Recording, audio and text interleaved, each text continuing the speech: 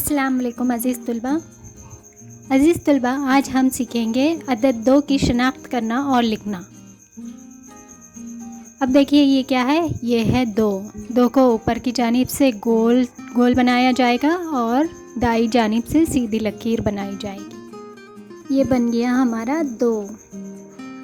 अब इस वीडियो में देखिए आपको 2 लिखने का तरीक़ा बताया गया है। बोलो बच्चों, ये तस्वीर किसकी है? हाथी की। बताइए इस तस्वीर में कितने हाथी हैं?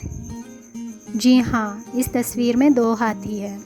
अब ये है गिफ्ट बॉक्स और ये भी है एक गिफ्ट बॉक्स। कितने गिफ्ट बॉक्स हो गए यहाँ पर? 2। ये है केक और ये भी है केक। कितने केक हो गए यहाँ पर? जी हाँ, 2।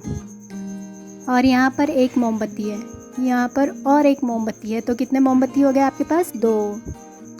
ये है अंगूठा और ये भी है अंगूठा। कितने अंगूठे हो गए? 2।